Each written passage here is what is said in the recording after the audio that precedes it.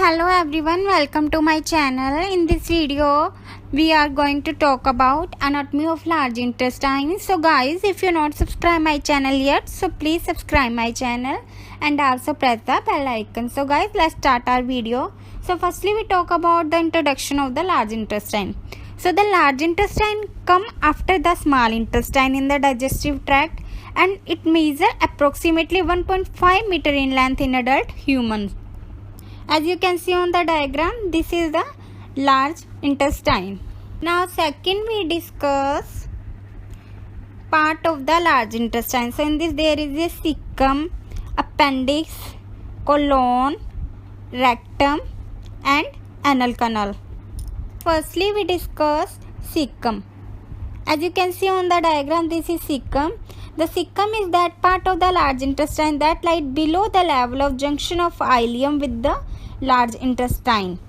It is a blind-ended pouch that is situated in the right iliac fossa. So it is situated into the right iliac fossa and it lies below the level of junction of ileum with the large intestine. It forces a considerable amount of mobility. The longitudinal muscle is restricted to 3 flat band and the tenai coli.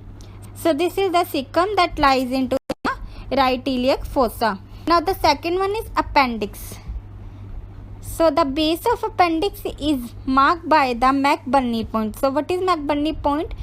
Point at which the junction of lateral 1/3 and the medial 2/3 of the line tracted from the right superior iliac spine to the umbilicus. So this is the appendix. As you can see on the diagram, there is a appendix. The opening of appendix at the posteromedial aspect of cecum 1 inch below the ileocecal junction. So in the diagram, appendix is showing and the opening is at below the cecum.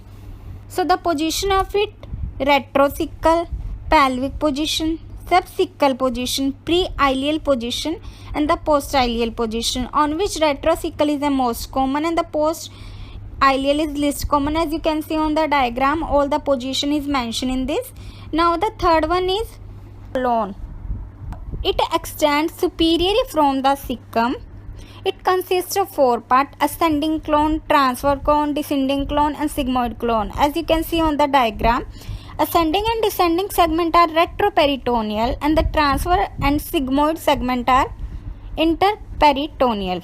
So ascending and descending retroperitoneal and sigmoid and transverse are intraperitoneal. So firstly, we discuss about ascending colon. So the ascending colon that travel through the right iliac fossa, right flank and the right hypochondriac region. It end at the hepatic plexus. The ascending colon is retroperitoneal and it connected to the posterior abdominal wall by the tall fascia. So it is retroperitoneal and connected by the tall fascia to the posterior abdominal wall. A deep vertical groove or recess lies between the ascending colon and the lateral abdominal wall. The ascending colon is heavily involved in fluid and electrolyte resorption, gradually forming fecal matter. So this is the ascending colon that is important for the fluid and electrolyte resorption. Now the second one is descending colon. So it lies at the left side of abdomen in both the upper and lower quadrants. As you can see on the diagram, descending colon is showing and it begin at the left colic plexus and end by become continuous with the sigmoid colon at the pelvic brim. So at the left colic plexus it is a descending colon, but at the pelvic brim it as a sigmoid colon. It is covered from the front and side by the peritoneum, which bind it to the posterior abdominal wall. So this is the descending colon that is also retroperitoneal. Now the third one is transverse colon. So it passes from right hypochondriac region into the left hypochondriac region because it is a transfer. So it passes from the right to the left and it extends from the right colic plexus to the left colic plexus below the spleen. The left colic plexus is higher and more posterior than the right colic plexus and it is attached to the diaphragm by the phanicocolic ligament. As you can see on the diagram, there is a transverse colon that passes from the right colic plexus to the left colic plexus.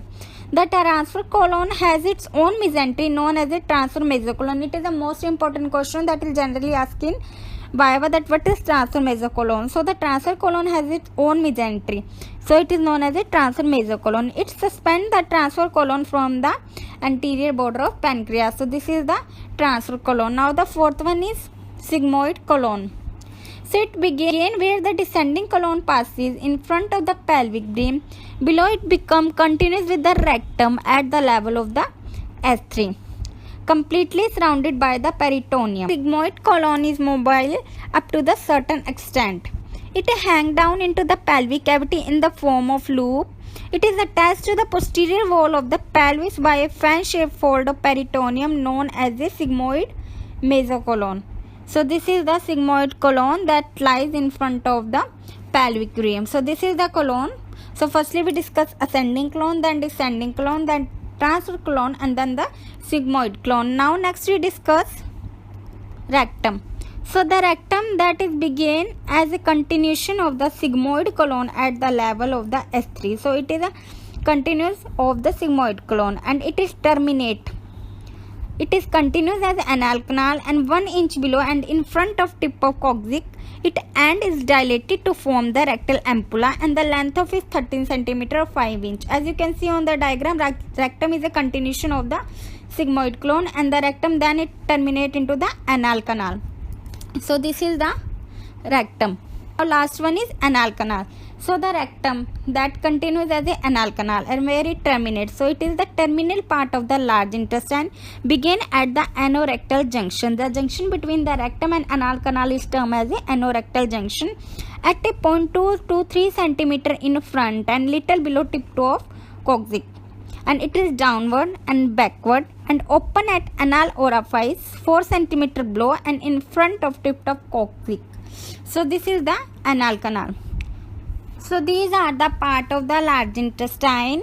Now we discuss arterial supply of the large intestine. So the cecum is supplied by the ileocolic artery and appendix by the appendicular artery, ascending colon by the ileocolic and the right colic artery, transverse colon from the middle colic artery, descending colon from the left colic artery, sigmoid colon from the sigmoid artery, and the rectum.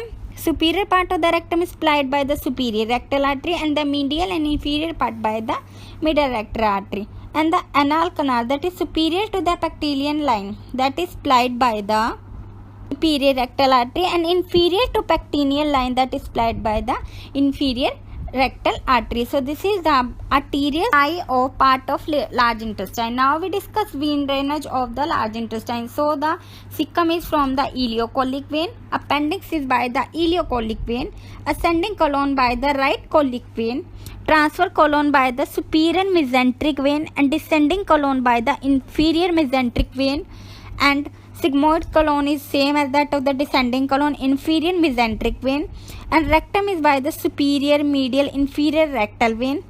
Anal canal superior to the pectineal line supplied by the superior rectal vein and the pectineal line supplied by internal rectal venous plexus and inferior to pectineal line supplied by the inferior rectal vein. So this is the vein of the large intestine. Now we discuss the nerve supply of the large intestine. So the proximal 2/3 are innervated by the sympathetic and the vagal nerve through the superior mesenteric plexus. The distal third is innervated by the sympathetic and parasympathetic pelvic splenic nerve through the inferior mesenteric plexus. So the proximal part is by the superior mesenteric plexus and the distal part is by the inferior mesenteric plexus. Now we discuss the lymphatic drainage of the large intestine. So the proximal 2/3 drain into the colic node and then into the superior mesenteric node, and the distal third drain into the colic node and then into the inferior mesenteric node, as same as that of the nerve supply, that the proximal part is supplied by the superior mesenteric vein and inferior part is by the distal part is by the inferior mesenteric vein. So this is the anatomy of the large intestine, on which we discuss large intestine introduction, its part, and then blood supply, nerve supply, vein drainage and lymphatic drainage. So guys, hope you like this video. Please like, share, subscribe my channel. Thank you.